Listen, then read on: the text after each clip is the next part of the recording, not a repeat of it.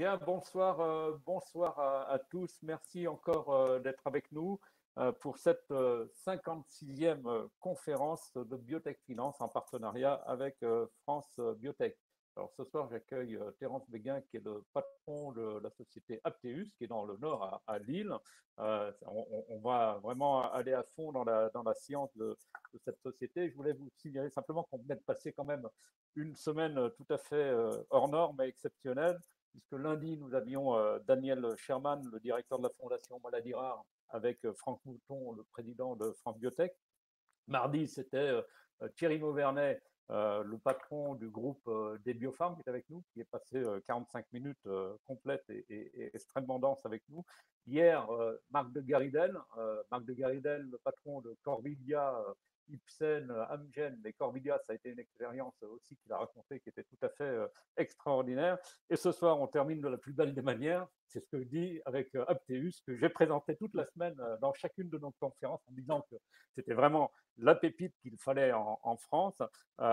Et Apteus, c'est quand même, on est dans les maladies ultra rares, maladies génétiques ultra rares. C'est vraiment le champ d'action. C'est une société qui a 6 ans, qui emploie 6 personnes, peut-être un peu plus, parce que mes données sont peut-être pas ajustées au millimètre près de ce côté-là. Elle dispose d'un arsenal thérapeutique de 2600 molécules aujourd'hui, en partant de tous les médicaments disponibles dans le monde.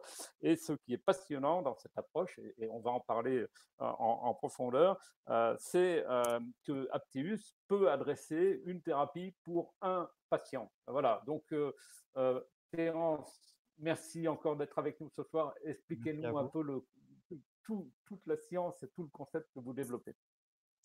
Bien, merci de cette invitation. Je suis ravi de pouvoir parler de la science d'Apteus ce soir. Donc, en fait, en effet, notre approche est basée sur le repositionnement de médicaments, c'est-à-dire la réutilisation d'un médicament dans une indication qui n'est pas celle pour laquelle il a été conçu au départ. Cette approche de repositionnement est quelque chose de très classique et on le voit énormément dans le domaine des maladies rares, puisque d'un point de vue économique, c'est une des seules approches qui puisse convenir aux maladies rares et surtout ultra rares pour lesquelles il existe quelques patients dans le monde. Alors notre approche, elle est un petit peu originale dans le sens où en effet, on s'adresse à un individu et on essaye de résoudre sa problématique qui est sa maladie.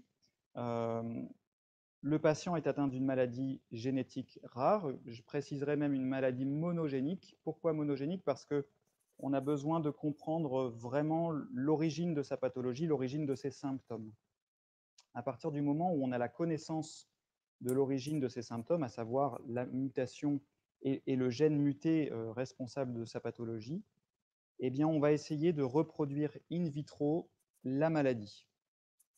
Et si on y parvient, eh bien, on va être capable en quelques jours de mesurer l'effet de 2600 principes actifs de médicaments. Vous l'avez dit, aujourd'hui, c'est notre collection de molécules repositionnables.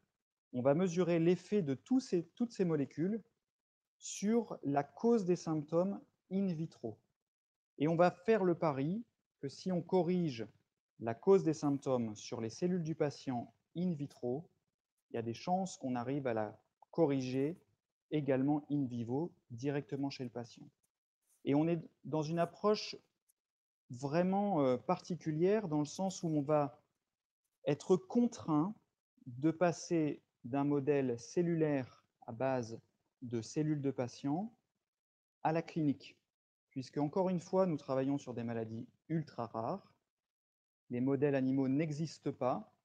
Les modèles animaux qu'il serait nécessaire de concevoir prendrait beaucoup de temps finalement.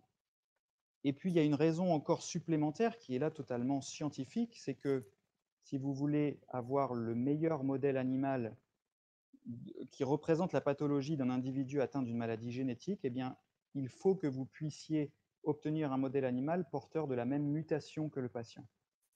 Et donc finalement concevoir un modèle animal pour chacun des patients que vous étudiez. Et là, on comprend que c'est un vrai entonnoir à la recherche. Et c'est pour ça que chez Apteus, on décide systématiquement d'étudier la possibilité de passer directement du modèle vitro à la clinique. Alors bien sûr, on le fait en tout état de cause, en toute connaissance de cause, et notre objectif, c'est d'être le plus pertinent dans la conception du modèle vitro.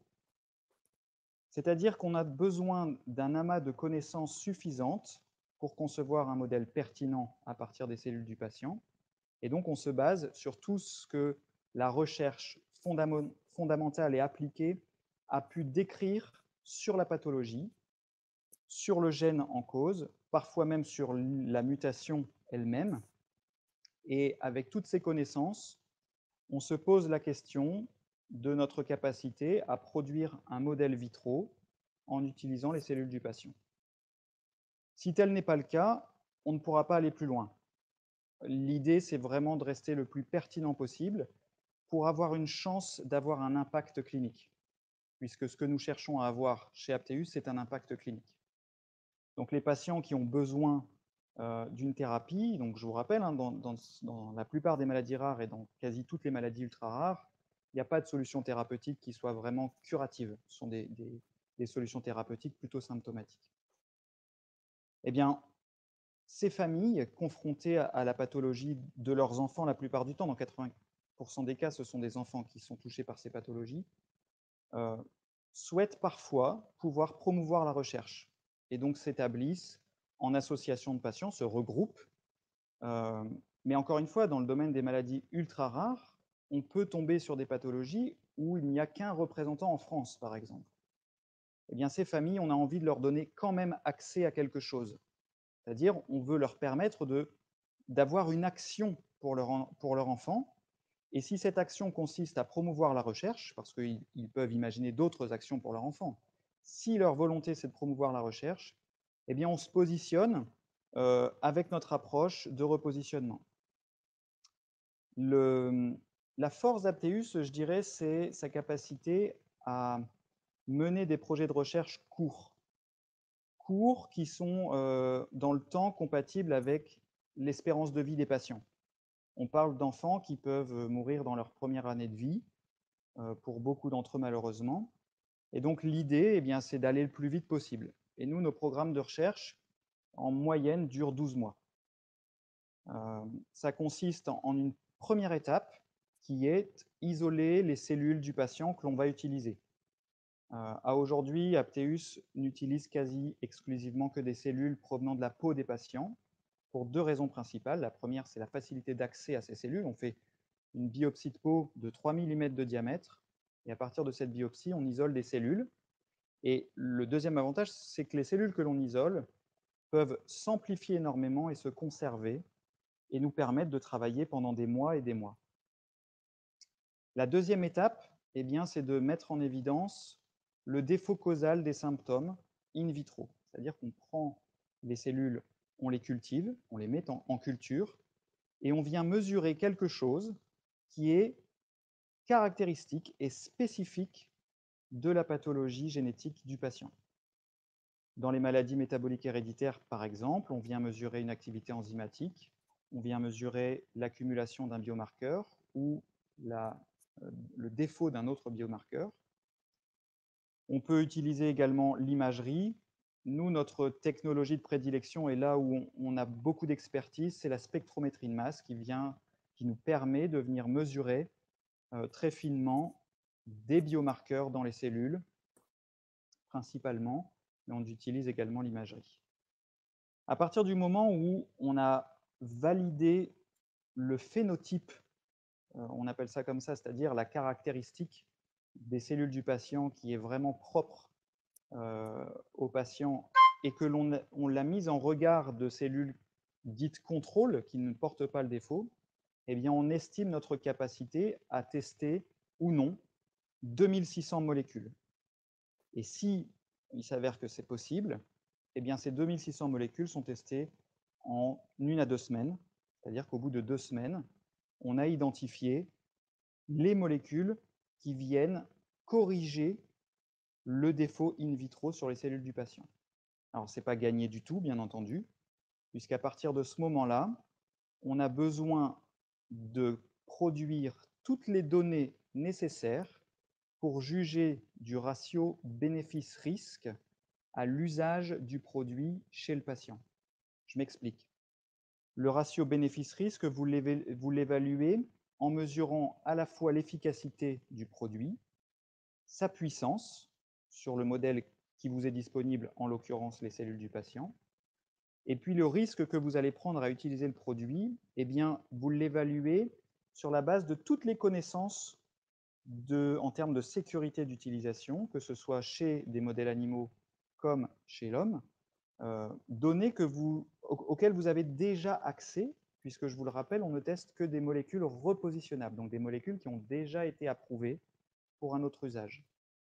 Et donc, on collecte d'une part toutes les données de la littérature pour évaluer le risque que l'on prendrait à l'utiliser en clinique, et d'autre part, on génère un maximum de données qui nous permettent d'émettre une hypothèse sur le bénéfice que pourrait apporter le produit aux patients.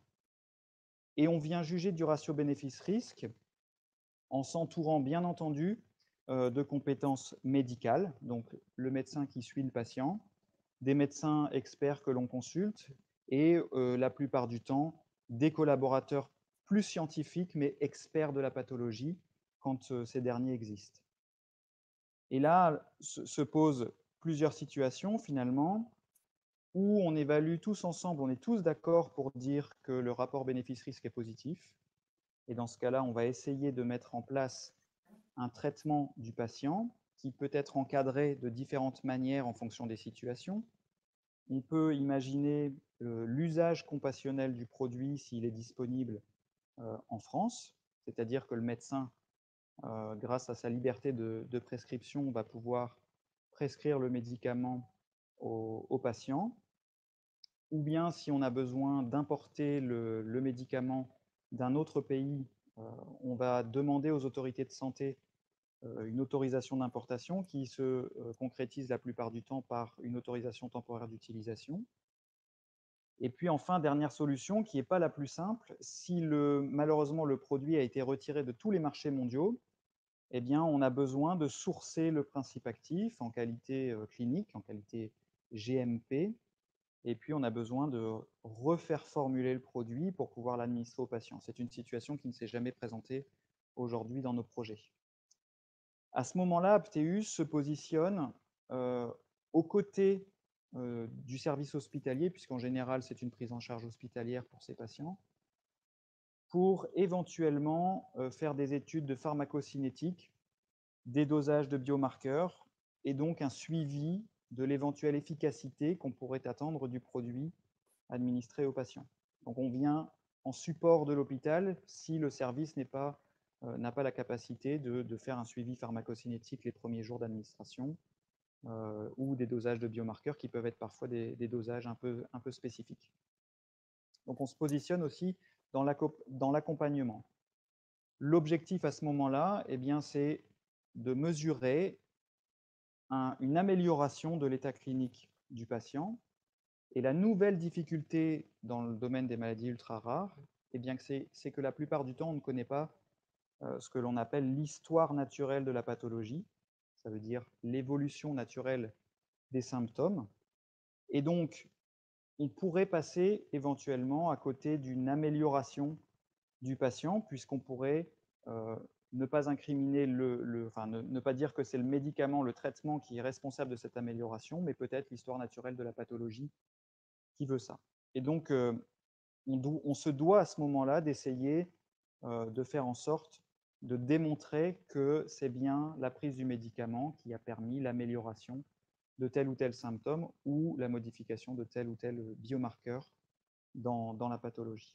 Donc c'est un vrai travail aux côtés des médecins, aux côtés des familles, à qui on essaye d'expliquer de manière la plus transparente possible ce que l'on fait. D'ailleurs, une de mes volontés personnelles, c'est vraiment de pouvoir transmettre au grand public et faire connaître au grand public ce qu'est la recherche.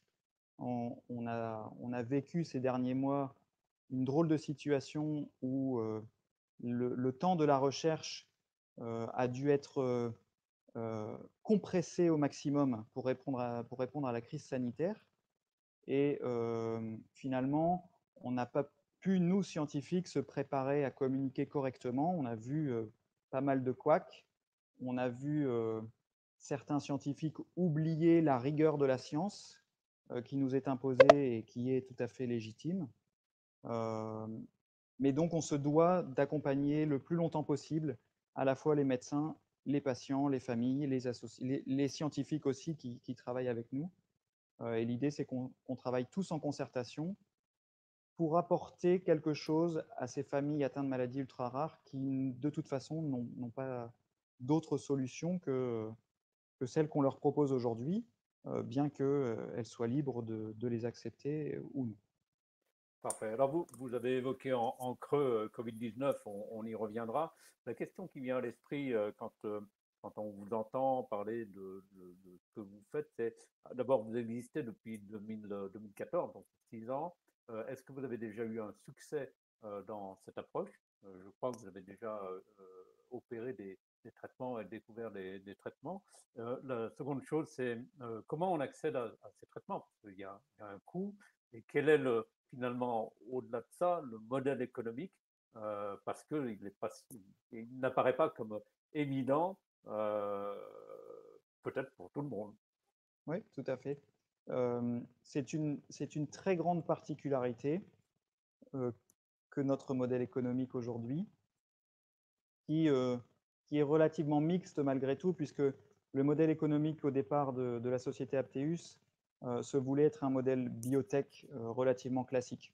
On émane d'une unité de recherche INSERM, Université de Lille et Institut Pasteur de Lille, et la fondation d'Apteus s'est basée sur deux piliers principaux, un candidat médicament et une technologie. Le candidat médicament, on a besoin d'un modèle économique type biotech. Donc, l'idée était d'accroître les connaissances sur le candidat médicament avant d'envisager un essai clinique dans une pathologie. Aujourd'hui, on en est à ce stade, donc on cherche à lever des fonds pour une phase 2 clinique avec un produit en repositionnement dans l'épidermolyse bulleuse, une maladie monogénique qui touche la peau, maladie dermatologique. Et puis, l'utilisation de la plateforme, au départ, se voulait pour alimenter finalement le pipeline de la biotech Apteus. Et puis, on s'est aperçu, en fait, on a constaté qu'il y avait un réel besoin de certaines familles et de certaines associations de patients qui sont venus vers nous, qui ont entendu parler de ce qu'on faisait, notamment en collaboration avec un service du CHR de Lille, le docteur Doblard, pardon, qui est responsable d'un centre de référence maladies rares, qui avait eu une demande particulière et avec qui on a travaillé pendant 9 mois pour en effet aboutir à un premier traitement d'un enfant dont l'espérance de vie était relativement limitée, donc il a été pris en charge à l'âge de 5 ans. Son espérance de vie sur la base de l'histoire naturelle de la maladie qu'on connaît était de 7 ans, donc il avait encore 2 ans à vivre. En moins d'un an, on a identifié un traitement et avec un comité scientifique et médical regroupant médecins et pharmaciens du CHR de Lille, eh bien, on a décidé d'administrer le produit à cet enfant qui aujourd'hui a 9 ans et qui est toujours en vie et dont l'état semble tout à fait stationnaire. Donc on est dans cette situation que je décrivais tout à l'heure où on ne sait pas aujourd'hui si c'est le traitement qui a fait son effet et qui a stoppé la maladie ou tout au moins l'a ralenti, ou si ce cas en particulier, de par sa mutation qui est quasi unique, puisqu'on n'a pas trouvé d'autres patients atteints de la même pathologie en Europe depuis, on ne sait pas si c'est ce cas qui fait que sa maladie s'est stabilisée de fait entre 7 et 9 ans. Donc voilà le premier succès. En effet, on a pu aller jusqu'à l'administration d'autres produits chez d'autres enfants, où là, malheureusement, ça ne s'est pas concrétisé par un effet suffisant pour qu'il soit mesuré, mais surtout pour qu'il permette à l'enfant de survivre. Mais voilà, on continue nos efforts. Aujourd'hui, on a actuellement 4 projets en cours avec 4 associations différentes et on avance le plus vite possible sur chacune de ces pathologies. On vient de terminer un criblage de 2600 molécules avant-hier et donc on est en train d'analyser cette semaine, en fait, les résultats. Et donc, peut-être que la semaine prochaine, on pourra déjà dire à l'association, bien écoutez, on a quelques molécules qui nécessitent quelques investigations supplémentaires pour continuer d'avancer dans le projet. Donc, Alors, finalement, vous me posiez la question oui, du modèle économique et oui. peut-être même des coûts que ça représente. Et c'est une question qui est tout à fait légitime et c'est tout à fait normal. Si vous voulez, quand une famille ou une association de patients fait le pari que parmi les médicaments existants déjà sur le marché, il existe une solution qui pourrait bénéficier à leur enfant, Apteus fait le pari que si ça fonctionne pour un ou quelques enfants, ça peut potentiellement être un médicament qui bénéficierait à beaucoup plus de patients atteints de pathologies dont la physiopathologie est proche, avec un vrai marché. Et dans ce cas-là, Apteus se positionnerait, comme dans le cadre de son premier candidat médicament, sur du repositionnement, c'est-à-dire un redéveloppement pharmaceutique, un redéveloppement clinique et une mise sur le marché. Et donc un retour vers le modèle économique plutôt biotech. Mais bien entendu, les projets de recherche que l'on fait aujourd'hui pour les associations de patients coûtent. Et en effet, on leur demande une participation financière à la hauteur de ce que ça coûte. C'est-à-dire qu'on ne fait pas de bénéfices, on est plutôt même souvent en négatif, parce qu'on considère qu'on peut bénéficier aussi, grâce aux projets qu'on mène pour eux, on peut accéder à des subventions publiques, on peut bénéficier également du crédit impôt recherche, et donc finalement, on leur apporte aussi notre part de financement au projet. De fait, alors il y a déjà les premières questions, hein, je vous invite à continuer à poser les questions par écrit, je vais les transposer par ailleurs.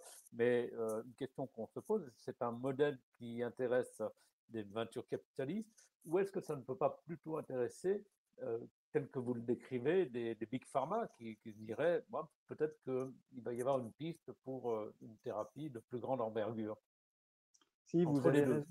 En fait, mais ça intéresse finalement euh, tout le monde de la recherche, parce que la technologie qu'on a développée aujourd'hui, c'est une technologie qui s'applique à de très très nombreuses pathologies. On a déjà, on a déjà conçu, développé plus de 25 tests de criblage sur lesquels on a testé 2600 molécules, certes, mais ça reste des tests de criblage qui permettent de tester jusqu'à 100 000 molécules. C'est-à-dire que ce sont des tests qui sont miniaturisés, automatisés. Et donc, on pourrait très bien imaginer non seulement intéresser des gens dont l'intérêt est le repositionnement, pour les raisons qu'on a évoquées juste avant, rapidité d'accès au traitement, mais ça intéresse également des industriels pharmaceutiques pour le côté technologique, plus que pour le côté repositionnement. Et puis, la particularité que l'on a, et c'est assez exceptionnel, c'est qu'on a aussi accès à des cellules de patients. Et ça, pour une biotech, ce n'est pas super courant, en fait. On a mis en place un essai clinique qui nous permet aujourd'hui, en intégrant des investigateurs de centres investigateurs partout en France, eh bien, de pouvoir recueillir des biopsies de peau, en extraire les cellules et les utiliser à des fins de recherche. Donc voilà, toute cette technologie, toute cette chaîne de valeur que l'on a développée intéresse aussi bien les associations de patients que les industriels. Et j'irai même au-delà, on a des partenariats avec des unités de recherche académiques. Donc on peut très bien imaginer soit des collaborations, soit même, si l'équipe ne souhaite pas collaborer, eh bien, des prestations, même si on a toujours cette volonté de collaborer au maximum, puisque c'est comme ça qu'on est le plus efficace. Parfait. Alors, on va boucler sur cette question, ces questions financières. C'est une première question, il est 19h25, donc une première question de Harry Massoudi. Depuis votre création, qui vous a financé en fait? Ce sont des business angels, des venture capitalistes, Eh bien, quelles sont vos sources? Et combien? Et combien? oui. Alors, à la création, on avait, pour démarrer, quelques centaines de milliers d'euros, puisqu'on avait été lauréat de ce qu'on appelle aujourd'hui Innov, mais qui était le concours OSEO du ministère de l'Enseignement supérieur et de la Recherche à l'époque. Donc, on a démarré avec ces fonds. Et puis ensuite, eh bien, ça a été un mix entre levée de fonds auprès de business angels, que l'on a voulu quasi exclusivement être des personnes du domaine de la pharmacie, de la médecine, de la biotech et de la pharma, parce que, vous l'avez compris, hein, on a cette particularité de notre modèle économique. Et donc, on avait vraiment envie que ce soit des gens qui puissent à la fois comprendre, mais surtout nous aider à avancer vers ce que l'on avait envie de faire. Et puis ensuite, bah, bien entendu, on a été chercher des financements publics, comme toutes les entreprises. Aujourd'hui, on bénéficie également du crédit impôt recherche. Et puis, depuis 2017, eh bien, on génère un peu de chiffre d'affaires grâce aux associations de patients qui viennent chercher nos compétences, notre savoir-faire de recherche. Parfait. Deuxième question de nos participants sur vos molécules. Est-ce qu'elles traitent uniquement les symptômes ou permettent-elles la guérison? C'est une question d'Ali Bakrini. Alors, c'est une question extrêmement difficile et qui va vraiment dépendre des projets et des molécules qu'on va identifier. Tout à l'heure, je parlais de pertinence entre le modèle de criblage que l'on va utiliser et la clinique. Ce que l'on cherche à faire, c'est un modèle qui nous permette d'identifier des molécules qui vont guérir le patient. C'est notre objectif. Parfois, on n'a pas le choix et on va se focaliser plutôt sur une conséquence de la modification de fonction de la cellule malade. Et donc, on pourra peut-être imaginer ne guérir que certains symptômes, mais pas guérir la totalité des symptômes du patient. Quelle est votre autre question, votre opinion sur les approches IA pour identifier des candidats médicaments et des candidats en repositionnement, pardon? Écoutez, c'est une question extrêmement vaste. On se l'est posé de très très nombreuses fois. On a discuté très très souvent avec des équipes ou même des entreprises qui ont cette approche d'intelligence artificielle. Je pense qu'il y a pas de, j'ai pas vraiment de réponse à donner. On a des très très beaux exemples, euh, mais on a aussi parfois des difficultés à la conversion entre les résultats que peuvent donner l'intelligence artificielle et la démonstration que ça fonctionne effectivement expérimentalement parlant. Et donc, ces difficultés, nous, on les rencontre déjà dans le développement de notre test de criblage. Et donc, ensuite, une fois que le test est opérationnel, ne se restreindre qu'aux molécules identifiées par intelligence artificielle nous paraît être une perte d'opportunité. Et donc, à ce stade, on préfère tester tout ce que l'on peut tester, c'est-à-dire notre collection de 2600 principes actifs de médicaments. Et donc, notre conclusion, ça a été de dire que finalement, l'intelligence artificielle ne nous apporterait à nous, Apteus, pas grand-chose à partir du moment où on a une approche qui n'est pas biaisée par un rationnel, mais que l'on teste de toute façon toutes les molécules que l'on peut tester. Parfait. Vous gérez tout cela, tout ce que vous avez décrit, vous le gérez en interne ou vous faites appel à des prestataires externes type CRO? C'est Nicolas Leroy qui pose cette question. C'est très exceptionnel qu'on fasse appel à des CRO, mais on va le faire de plus en plus parce que on a peur parfois de s'éloigner un petit peu de notre cœur de métier en développant des choses qui peuvent être, par exemple, des expériences préliminaires. Et donc, développer ces expériences préliminaires nous prendrait trop de temps alors qu'on sait que par ailleurs, des gens savent le faire mieux que nous. Et donc, on va sous-traiter de plus en plus ces expériences préliminaires avant de réintégrer finalement ce qu'on sait faire au sein d'Apteus, à savoir le criblage. Bien. Alors, j'attends toujours vos questions, hein. Vous pouvez en poser. Il est 19h30, donc il nous reste 10 minutes à passer ensemble. Terence, est-ce que vous connaissez des équivalents dans le monde qui soient sur votre modèle ou pas? Eh bien, écoutez, jusqu'à la période de confinement qu'on vient de vivre, je n'en connaissais pas. Et je pense que le confinement aidant, on a tous cherché plus ou moins sur Internet des choses qu'on n'avait pas le temps de chercher auparavant. Et j'ai en effet été contacté par une entreprise au Canada qui a une approche totalement identique, mais son outil de travail n'est pas les cellules de patients. Ce ne sont pas les cellules primaires provenant du patient, mais plutôt des qu'on appelle, c'est des petits vers, des nématodes, qu'on appelle le Caenorhabditis elegans, qui sont souvent utilisés notamment pour modéliser des pathologies. Et eux, en fait, leur première étape, c'est justement de réincorporer la mutation du patient dans le ver nématode pour ensuite mesurer le phénotype, le nouveau phénotype du nématode, et ensuite pouvoir tester les molécules avec ce même modèle économique, puisqu'ils font appel comme nous, enfin ils font appel, ils proposent aux associations de patients désireuses de promouvoir la recherche, eh bien de le faire sous ce format criblage sur Caenorhabditis elegans. Très bien. Posez vos questions, n'hésitez pas. En voilà d'autres. Quid des cellules IPS différenciées du patient comme molécule d'étude? Oui, alors comme cellule d'étude, oui, tout à fait. En fait, aujourd'hui, c'est une vraie question. Aujourd'hui, nous sommes limités par notre technologie qui n'utilise que les cellules de peau, les fibroblastes cutanés, parce qu'on a cette expertise.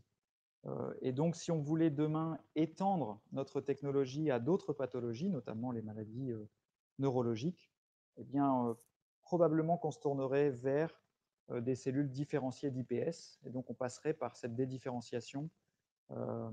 Et c'est vrai qu'aujourd'hui, on regarde de plus en plus une technologie qui est en plein essor, je dirais, c'est directement la transdifférenciation des fibroblastes vers les neurones en direct, sans passer par les IPS. On est en train de regarder un petit peu ce que ça pourrait donner et si ça demande beaucoup de ressources ou pas. J'ai fait la question à l'envers. Il y avait une première question avant celle-là, c'est le risque de passer à côté de l'effet recherché de vos molécules en ne prenant que les cellules de peau du patient. C'est une vraie question. C'est ce qu'on essaye d'évaluer systématiquement avant de démarrer un projet. C'est ce que j'appelle moi la pertinence du test de criblage. On ne prendra pas le risque de lancer tout le programme si on n'est pas convaincu à 100% que les fibroblastes sont un bon modèle. Et ce qui nous convainc la plupart du temps, c'est que ce sont les cellules qui sont utilisées pour poser le diagnostic de la maladie. C'est-à-dire que dans beaucoup de pathologies, le médecin, pour être certain à 100% de la pathologie, il demande un génotype et un test fonctionnel. Et le test fonctionnel se fait sur des cellules vivantes. Et donc, la biopsie de peau, les cellules, on confirme le diagnostic fonctionnel grâce aux fibroblastes. Voilà, j'espère que c'est assez convaincant. Parfait. Vous adressez toutes les maladies ultra rares, y compris les maladies neurologiques ou pas? Alors, pas toutes les maladies neurologiques, mais certaines, oui. Dans la grande famille des maladies héréditaires du métabolisme, c'est-à-dire touchant le métabolisme à l'échelle cellulaire, les manifestations sont neurologiques, parce que les cellules qui souffrent le plus d'un dérèglement du métabolisme, ce sont les neurones. Les autres cellules de l'organisme souffrent beaucoup moins. Et donc, quand on dit maladie neurologique, ça inclut certaines maladies du métabolisme. Et donc, oui, on peut s'adresser à ces pathologies-là, puisque le métabolisme des fibroblastes est le même que le métabolisme des neurones, à peu de choses près. Hein, mais en effet, on peut adresser certaines maladies neurologiques. Bon, la SLA fait partie de ce genre de maladie que vous pourriez adresser? La SLA, oui, en effet, on pourrait aller regarder assez facilement cette pathologie. Quand on a le doute sur la pertinence d'utiliser les fibroblastes, on se back, enfin, on s'assure de pouvoir avoir accès assez rapidement à des neurones dans un test secondaire dans ce cas-là. Mais oui, par exemple, la SLA pourrait être une étude intéressante. Très bien. N'hésitez pas toujours à poser vos questions. Il est 19h35. On a évoqué tout à l'heure le Covid-19 parce que vous avez mené des actions sur ce côté-là. Parlez-nous un peu de ce que vous avez fait. C'est une très grande actualité pour nous qu'on n'a pas encore diffusée publiquement. Mais en effet, au moment de la crise sanitaire, on a dû stopper tous nos programmes concernant les maladies génétiques puisqu'on n'avait plus accès à nos laboratoires qui sont localisés sur le campus de l'Institut Pasteur de Lille. Et l'exception était faite pour les équipes travaillant sur le Covid. Et on s'est aperçu finalement dans cette crise que le repositionnement était probablement l'une des approches qui pourrait donner une réponse la plus rapide et peut-être aider à l'identification d'une thérapie contre le Covid. Donc on s'est rapproché des virologues de l'Institut Pasteur de Lille et puis le professeur Benoît Després, qui est directeur scientifique de l'Institut Pasteur, a établi une task force sur le campus Pasteur qui réunissait donc des équipes de virologues et des études de personnes qui savent ce qu'est la drug discovery et le criblage. Et nous, on a décidé d'apporter notre collection de 2600 principes actifs de molécules, de médicaments, pardon. On a décidé de la mettre à disposition de cette task force et puis on s'est laissé, entre guillemets, un peu embarquer puisqu'on avait le temps. Et on a apporté notre savoir-faire pour miniaturiser et automatiser le test de criblage sur le virus. Et une des grandes particularités du campus Pasteur, c'est que on est capable sur le campus d'avoir accès à un laboratoire de niveau P3 manipulant le virus natif et de faire du criblage. C'est-à-dire que le P3 est équipé avec des automates qui permettent de cribler un très très grand nombre de molécules très rapidement. Et donc, on a mis en place un test de criblage qui aujourd'hui est capable de tester 3000 molécules par semaine, ce qui est assez élevé hein, pour un test nécessitant l'usage d'un virus hautement pathogène. Et donc, on a testé nos 2600 molécules et on a identifié parmi toutes les molécules qui avaient été décrites avant même que l'on teste les nôtres, on a identifié parmi toutes ces molécules des molécules qui n'avaient été identifiées par personne d'autre dans le monde, et notamment un candidat médicament qui a un profil de pharmacocinétique et de sécurité, de safety, qui est tout à fait favorable à un usage clinique. Tout à l'heure, j'expliquais le rapport bénéfice-risque. Ce produit, il est extrêmement efficace contre le virus et il a un profil de safety et de pharmacocinétique idéal. Et donc aujourd'hui, aux côtés de l'Institut Pasteur de Lille, eh bien, on est en train de mettre en place un projet pour avancer le plus vite possible vers un essai clinique qui aujourd'hui, étant donné la diminution du nombre de patients en France, en tout cas, va être difficile à mettre en place. Mais si deuxième vague il y a, il faudra qu'on soit prêt à proposer aux autorités et puis au comité d'éthique, bien entendu, ce produit pour un essai clinique qui serait un essai clinique de phase 2, puisqu'on mesurait directement l'efficacité du produit. Merci pour cette réponse. Il est 19h39. Juste la dernière question que je prends, qui vient de Étienne Drouet, qui demande si votre méthode peut s'appliquer dans une situation où vous n'auriez pas de biomarqueur validé pour une pathologie rare. En effet, ça nous arrive d'essayer de trouver par nous-mêmes le biomarqueur, mais ce n'est pas notre domaine d'expertise. On peut aider à trouver un surrogate marqueur, donc un biomarqueur qui n'a pas été validé, mais qui nous donne quand même une bonne idée de la pathologie. Mais c'est vrai que ce n'est pas notre domaine d'expertise et on préfère des projets où le biomarqueur a déjà été validé. Merci beaucoup. Il est 19h40. L'exercice est terminé. Alors, ça a été vraiment passionnant. Je l'avais dit en départ hein, que ce serait vraiment un moment passionnant. Comme d'habitude, je vais annoncer les programmes et le programme de la semaine prochaine. Alors, déjà, demain, il y a la lettre 906, numéro 906 de Biotech Finance qui paraît demain soir à 17h, donc pour nos abonnés. Et la semaine prochaine, on reprend notre programme de conférence uniquement à partir de mardi. Mardi, ça va vous intéresser, Terence, parce que nous avons Didier Lecomte. Didier Lecomte, c'est le vice-président du Fonds des travailleurs québécois. Le Fonds des travailleurs québécois investit énormément dans les biotech. Il a probablement investi dans éventuellement votre compétiteur ou votre jumeau canadien, on va dire. Donc, puisqu'ils investissent, ils ont sous gestion quelque chose comme 16,7 milliards de dollars.